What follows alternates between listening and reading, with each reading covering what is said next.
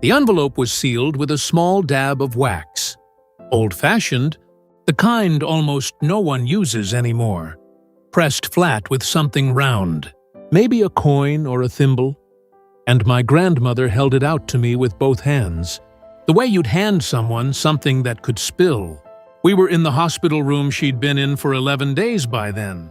The blinds half closed against the afternoon light, and her hands were shaking slightly, the way they'd started to in her last weeks. A fine tremor that came and went. "Take this," she said. Her voice was thin but clear. "And promise me you'll burn it." Without reading it. "Promise me, Danny." I said I promised.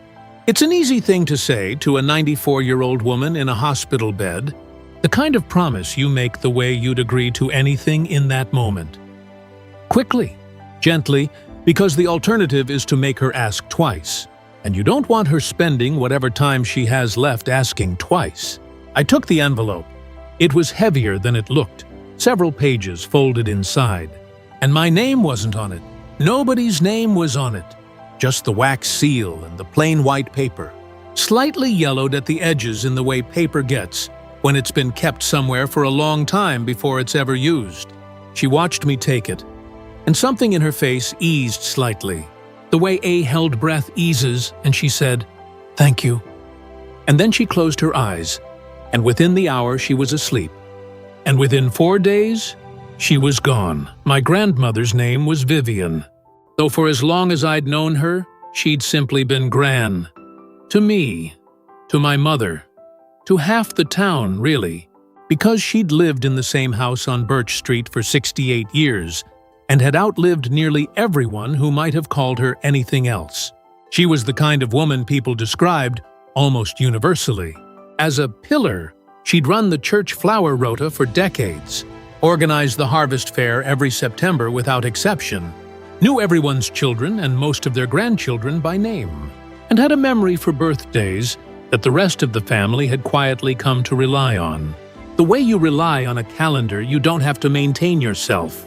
If you wanted to know when someone's anniversary was, or how old someone's youngest had just turned, you asked Gran, and she always knew, instantly, without having to think about it.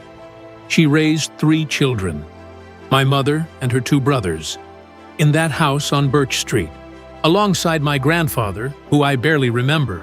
He died when I was 4. A quiet man by all accounts, a carpenter, gone before I was old enough to form much of an impression, beyond a smell of sawdust and a deep, slow laugh. I'm not sure I actually remember, or have simply been told about so many times that it feels like a memory. My grandmother never remarried, never seemed to want to, and built her life instead around that house, that street, that small, unchanging radius of a town where she'd lived her entire adult life. 2 houses down from Gran's, for as long as I can remember, lived a woman named Ruth. Aunt Ruth, we called her, though she wasn't any blood relation. She was simply my grandmother's closest friend, had been since before my mother was born, and the 2 of them had the kind of friendship that gets folded so completely into a family's life that the question of whether someone is really family stops mattering. Aunt Ruth was at every birthday, every Christmas, every funeral. She had a particular way of greeting me every single time. For my entire childhood, she'd open her door, see me, and say before anything else, "There's my favorite boy," in a voice that made it sound like she meant it freshly every time. Not as a habit, but as a discovery.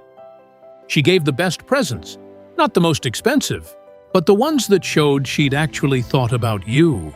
A specific book, a specific kind of model kit, things that suggested she'd been paying closer attention than the occasion required. She remembered things about you that even your own parents forgot. What you'd said you wanted to be when you grew up, a friend's name you'd mentioned only once, the fact that you didn't like tomatoes in anything, ever, which she somehow managed to account for at every single meal she ever served me for 30 years, without it ever once being mentioned between us as a thing she was doing. I have a memory, one of my earliest, of sitting on Gran's back step on a summer evening, maybe 5 or 6 years old, with Gran on one side of me and Ruth on the other. The three of us shelling peas into a bowl while the grown-up conversation moved over my head the way it does at that age. Present but meaningless, just a warm hum of voices. At some point, Ruth reached over and tucked a stray pea back into my palm that had rolled away, and said something to Gran, I don't remember what. And Gran laughed, that particular laugh she had, quick and low, and put her hand briefly on Ruth's shoulder. I've thought about that image more than once in the weeks since the funeral. Two women, on a back step, on an ordinary evening, one of them with her hand on the other's shoulder, and a 6-year-old boy between them who had no idea, none at all, what that hand actually meant, or how long it had been resting there, in one form or another, without anyone ever being told. Ruth was about 4 years younger than my grandmother, in her late 80s now, still living in that same house 2 doors down, though more frail than she used to be, with a home aide who came by most days. The two of them had been neighbors and friends for over 60 years. I'd always assumed, in the unexamined way you assume things about people who've simply always been there, that they'd met when Ruth and her husband moved onto Birch Street sometime in the late 50s. Two young couples on the same street. The kind of friendship that starts over fences and garden gates and just never stops. I drove home from the hospital with the envelope on the passenger seat. I didn't open the glove compartment and put it away, the way I might have with something less immediate. I just left it there, on the seat, where I could see it, the whole 40-minute drive. I told myself I was going to do exactly what she'd asked. I'd get home, light the fireplace, even though it was September and not remotely cold enough to need one, and burn it, the way she'd wanted. And that would be that. I'd kept worse promises to people I cared about less. This one seemed, on the face of it, like one of the easier ones. Don't read a letter. How hard could that be? I got home, and I did light the fire. I remember standing in front of it, with the envelope in my hand, the wax seal cool and slightly rough under my thumb, watching the kindling catch. I held the envelope out toward the flames, close enough to feel the heat on the back of my hand. And I stood there for what felt like a long time, though it was probably only a minute or two. And then I didn't do it. I sat down instead, on the floor in front of the fire, with the envelope in my lap, and I thought about my grandmother's face when she'd handed it to me. Not frightened, exactly, but careful, the way you're careful with something you've decided, finally, after a long time to let go of, even while some part of you is still asking whether you should. I told myself a number of things, sitting there, that she was gone now, and a promise to someone who's gone doesn't carry the same weight. Which isn't true, and I knew it wasn't true even as I thought it. That whatever was in the letter, she'd clearly wanted someone to have it at some point, or she wouldn't have written it down at all. She could simply have taken whatever it was with her, the way people take all sorts of things with them, every day, without anyone ever knowing they existed. That if it was truly nothing anyone needed to know, burning it unread would mean I'd never even get the chance to honor her actual wishes, because I wouldn't know if I was getting it right. I want to be honest. None of these were good reasons. They were reasons I built afterward, somewhat, to make sense of what I was already doing, which was breaking the seal. It came away easily. The wax had dried and cracked slightly with age, and it lifted off in 2 pieces that I set down carefully on the hearth, as though I might need to put them back. Inside were 4 pages, folded in thirds, covered in my grandmother's handwriting, looser than I remembered it. The handwriting of someone writing for herself rather than for an audience, with crossings out and a few words squeezed into margins where she'd thought of something after the fact. There was no greeting. It began simply, "If you're reading this, I suppose it means you didn't do as I asked. And I find that I'm not as upset about that as I thought I'd be. Maybe I knew. Maybe that's even part of why I asked you, instead of asking someone who'd have actually done it." I sat with that first paragraph for a while before reading on. There was something in it. A kind of wry, knowing tenderness that sounded exactly like her. And hearing her voice so clearly, in handwriting after 4 days of her being gone, was its own small shock, separate from whatever the letter was actually about. She went on. "I was 19, she wrote, the year before I met your grandfather." I want to start there, because everything else only makes sense if you know that part first. That this happened before him, before any of you, before the life everyone in this family actually knows about. She wrote that she'd been seeing a young man that year. She didn't name him, just called him a boy from the next town over, and said that whatever there had been between them hadn't survived the news that she was pregnant. He left, she wrote, plainly, without bitterness, in the way you describe weather that happened a long time ago. He wasn't a bad person as far as I know. He was just 19 too and frightened. And that was that.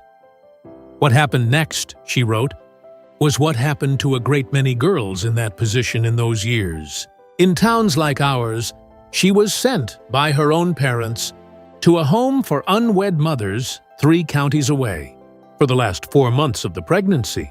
She described it briefly, almost clinically, the dormitory, the other girls, none of whom used their real names with each other. The understanding, never stated outright but absolute, that what happened there was not something that would follow anyone home. She wrote about the matron who ran the place, a Mrs. Garrity, who she said she'd never once seen smile in 4 months, and about a girl in the next bed, 16, who cried every night for the first 2 weeks and then stopped. Not because she felt better, my grandmother wrote, but because crying takes a kind of hope, and after a while, she didn't have any left to spend on it. She wrote that she herself had stopped crying around the same time, for the same reason, and that the 2 of them had never spoken of it again, even in the weeks that followed, as though an agreement had passed between them without either saying a word. "I had a daughter," she wrote, in March. "I was allowed to hold her for less than an hour. Then the papers were signed. By my mother, mostly. I was barely more than a child myself in the eyes of the law. And I came home 8 days later. And nobody in this town ever knew I'd been gone for anything other than helping an aunt for a few months, which is what I was told to say, and what I said for the rest of my life, to anyone who ever asked." She added, almost as an afterthought in slightly smaller writing, as though she'd gone back and squeezed it in afterward. "I want to say something about that hour, because it's the only part of this I've never told anyone, not even on paper, until now." She had a head of dark hair, more than most newborns have, and she didn't cry the whole time I held her. Not once. I've spent 61 years wondering whether that meant anything, and I know it doesn't. Not really. Babies are just however they are, but I've wondered anyway, every single year. I put the letter down on my lap and sat for a moment looking at the fire, which had settled into the slow, steady burn of kindling that's caught properly. A great-aunt I'd never heard mentioned. A daughter, born in March, 60-some years ago, who my grandmother had held for less than an hour, and then never again. At least, that was how the letter read so far, and I assumed, reading it, that this was the whole of it. A sad private chapter from before her marriage, something she'd carried alone for over 60 years, and finally wanted someone to know existed, even if there was nothing to be done about it now. I thought, for a moment, about my mother and her brothers, whether they knew this, whether this was a secret kept from the whole family, or one Gran had simply never had occasion to share even with her own children. I picked the letter back up. The next part was where it stopped being a story about the past and became, instead, a story about every single day since. I didn't know, at first, what had happened to her. My grandmother wrote, "The home didn't tell you. That was part of it, deliberately, I think, so that girls wouldn't go looking. But I found out. It took me almost 3 years, and I'm not going to write down how, because the person who helped me is long gone and it doesn't matter now. but I found out where she'd been placed and who'd taken her. My grandmother wrote that the family who'd adopted her daughter lived. And here I had to read the sentence 3 times before I let it mean what it meant. Because the first 2 times I read it, some part of me simply refused. 2 towns over, and then 6 years later, when I was already married to your grandfather and we were looking for our first house, on Birch Street. The family who'd adopted her daughter, she wrote, moved on to Birch Street the same year she and my grandfather did. 2 houses down. I set the letter down again. I didn't pick it up immediately. I got up instead and went into the kitchen and put the kettle on for no reason at all. I didn't want tea. It was warm out, and I stood at the counter while the kettle filled with a sound that seemed enormous in the quiet house. And I looked out the window at nothing in particular, and I thought, 2 houses down. I thought about every single memory I had of Birch Street. Every Christmas, every birthday, every ordinary Tuesday afternoon, and I thought about the woman who'd been in nearly all of them. At the edge of the frame, a second constant presence alongside my grandmother for 60 years. I didn't choose it. My grandmother wrote when I went back to the letter, and I could hear, even on the page, that she'd anticipated exactly the question I was asking. I want to be clear about that, because I've turned it over so many times myself in 60 years that I think I owe whoever reads this the honesty of it. I didn't engineer this. Your grandfather and I looked at 3 houses that spring, and Birch Street was simply the one we could afford, and the one with the garden big enough for a family, and we moved in, not knowing at all, who our new neighbors were. I found out about 6 weeks after we'd settled in. Ruth and her husband came round with a pie, the way new neighbors did then, and introduced themselves. And somewhere in that first conversation she mentioned, in passing, that they had a little girl, 6 years old, and said her name and the date of her birthday. And I stood in my own front hallway, 28 years old, holding a pie, and I knew. I read that paragraph standing up, in my kitchen, with the kettle starting to whistle behind me. I turned the gas off without really thinking about it. The way you do something with your hands, because your mind has stopped being able to direct them toward anything more useful. Ruth, Aunt Ruth, the woman who'd opened her door my entire childhood and said, "There's my favorite boy," was my grandmother's daughter. The daughter she'd held for less than an hour, 60-some years before, and then spent the rest of her life living 2 doors down from, watching grow up, marry, raise her own children, grow old. Never telling her, never telling anyone, not even, it seemed, her own children, my mother and uncles, who had grown up calling this woman Aunt Ruth their entire lives, without the faintest idea that the title was, in some unspeakable, unclaimed way, more accurate than any of them knew. I want to explain why I never said anything. The letter went on, because I know that's the part that won't make sense unless I try. In the beginning, those first years on Birch Street, I told myself I'd say something eventually, when the time was right, when Ruth was older, when it wouldn't upend a happy family that had no idea anything was missing. But the longer it went, the more impossible it became, not less.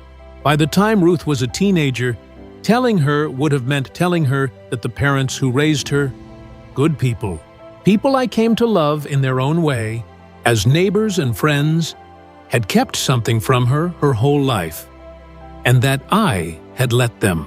By the time she was an adult, with children of her own, it would have meant unraveling not just her sense of who she was, but her relationship with her own parents, who were still alive then, and who I genuinely believe never told her the full truth of where she came from, only that she was adopted, which she always knew.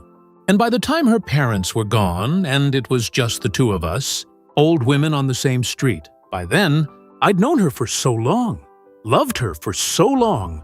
In the ordinary, daily way you love a friend, that telling her felt less like giving her something and more like taking something away.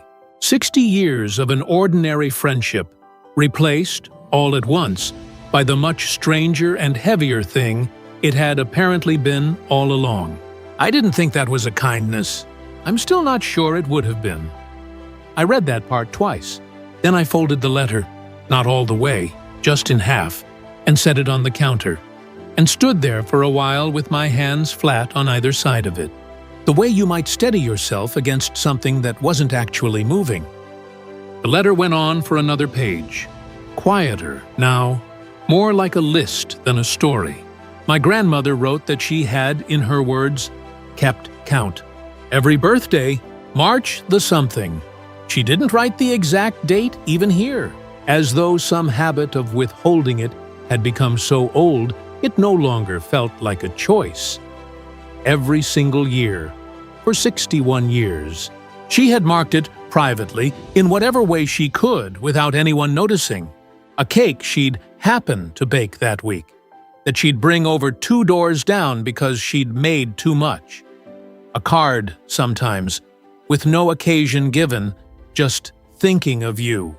She wrote, I counted her birthdays for 61 years. I never missed one. She has no idea what those cakes were.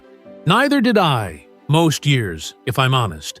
I told myself I was just being a good neighbor, a good friend. And most of the time, I believed it. It was only ever on that one day a year that the other thing came up to the surface. And even then, only for an hour or two. And then I'd put it away again. The way you put away a photograph you don't want to look at every day, but can't quite throw out either. The last part of the letter was shorter, and her handwriting, here, was less steady than at the start. Whether because she'd written this part later, when she was more unwell, or simply because this was the part that was hardest, I couldn't tell. I don't know what to ask of you, she wrote. I asked you to burn this, and some part of me meant it.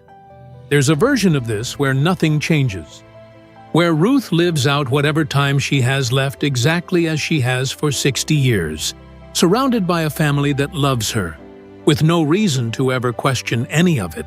And maybe that's the kindest version even now, but there's another part of me. And I think it's the part that made me choose you, instead of just doing it myself while I still could. That didn't want this to disappear completely. That wanted someone, at least one person, to know that it happened, and that I carried it the whole time, every single day, for 61 years. I don't need you to do anything with that. I just didn't want it to end with no one knowing at all. Beneath that, there was a second envelope, smaller, tucked into the fold of the last page, so that I hadn't seen it until I'd unfolded the letter all the way. It was sealed the same way, with wax, and on the front, in my grandmother's handwriting, was written, For Ruth, if you ever feel it's right. Not before, and only if you're certain. I have had both envelopes, the letter and the smaller one addressed to Ruth, for 3 weeks now. I haven't burned anything. I also haven't opened the second envelope. That one, at least, I've kept sealed, because it isn't mine to read. And some instinct in me, after everything else, wanted to leave at least one thing exactly as she'd left it. I've seen Ruth twice since the funeral. Both times she opened her door the way she always has. And both times, before anything else, she said it. There's my favorite boy, in that same voice, warm and immediate, as though it were the most natural thing in the world, which for 60 years it has been. The first time, she was in the middle of going through some of her own old photographs. She said she'd been doing it on and off since the funeral, because it's what you do, isn't it? When someone goes, and she had a small stack of them on the kitchen table, mostly of her and Gran, decades of them, going all the way back to a black and white one of the two of them standing in front of the house on Birch Street. Impossibly young, the trees behind them barely more than saplings. She picked that one up and looked at it for a moment and said, 62 years, that one. We'd only just moved in. She said it lightly, the way you'd mention any old fact, and slid it back into the pile, and I sat there with the sealed envelope 2 doors up, in a drawer, and said nothing. The second time, we talked about my grandmother more directly. Ruth wanted to help with some of the arrangements, the flowers, which she insisted on choosing herself, because Vivian would have had opinions, and I knew most of them, and at some point she said, the way she has my whole life, "Your grandmother was the best friend I ever had." 60 years, can you imagine? 60 years, and not one bad word between us. And I said no, I couldn't imagine, which was true in a way she didn't mean, and I didn't explain. She looked at me for a moment afterward. Just a moment, nothing more. In a way that made me wonder, not for the first time, whether somewhere underneath the 88 years and the homemade and the photographs on the table, some part of Ruth has always known something or sensed something, even if she's never had a single fact to attach it to. I don't know. I may never know. That, too, is something my grandmother managed to carry for 61 years without anyone, including, perhaps, Ruth herself, ever quite being able to name it. I think about the cakes. I must have eaten some of them myself. Over the years, birthday cake, extra cake, brought over from 2 doors down on some ordinary March afternoon, eaten at Ruth's kitchen table or our own, with no idea that it marked anything at all. I think about my grandmother every March for 61 years, doing some small private thing, a cake, a card with no occasion, that meant something only to her, carried for an hour or two and then folded away again, year after year, in a life that otherwise looked, from the outside, exactly like what it appeared to be. A long, full, ordinary life on a quiet street, among people she loved. I also think, more than I expected to, about my grandfather, a man I barely remember, gone since I was 4. The carpenter with the slow laugh I'm not sure I actually recall or have just been told about so many times it feels like memory. The letter never mentioned whether he knew. I've read it through enough times now that I notice the absence of it. There's no sentence anywhere that says, "Your grandfather knew," or "I never told him either." I don't know which silence that is. Whether it's a silence she simply didn't think to address, because by the time she was writing this, it had been so long since he'd been alive that it didn't occur to her anyone would wonder. Or whether it's a different kind of silence, the kind that means there's a third person in this story who also never knew, who lived 2 doors down from his wife's daughter for the rest of his life, and went to his grave the same way Ruth has lived hers, inside a version of events that wasn't quite complete, without ever knowing it was incomplete at all. I don't think I'll ever find out which. I'm not sure I want to. I think, too, about my mother and her brothers. My grandmother's 3 children. The ones who grew up calling Ruth Aunt Ruth, the same as I did, who have known her their entire lives as their mother's dearest friend, and nothing more. My mother is 70 now. I haven't told her about the letter. I've thought about it. Turned it over, the way I imagine my grandmother turned over the idea of telling Ruth, for 61 years. And each time I get close to picking up the phone, I think about what it would mean for my mother to learn, at 70, that she has a half-sister she's known her entire life, 2 houses down, and that her own mother kept that from her too, right alongside everyone else. I don't know if that knowledge would be a gift to my mother or simply another version of the same weight, passed along 1 generation further, the way these things seem to do if you let them. I don't know what I'm going to do with the second envelope. I've taken it out of the drawer a few times, turned it over, looked at the wax seal, the careful handwriting, if you ever feel it's right, and put it back.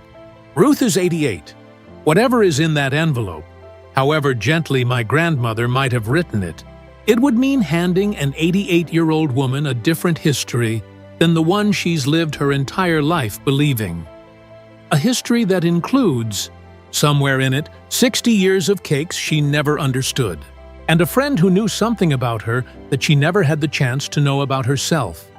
I don't think there's a version of this that's simply right. I think my grandmother knew that too, which is maybe why she left it the way she did. Not as an instruction, but as a question handed to someone else the way she'd carried it herself for 61 years. Privately, on certain days, taken out and looked at, and then put away again, not resolved, just carried a little further. The envelope is back in the drawer. Some days I think I'm closer to deciding what to do with it. Other days I think I'm exactly where she was, for the first of what turned out to be 61 years, holding something I don't yet know how to put down, and not yet ready to find out what happens if I do.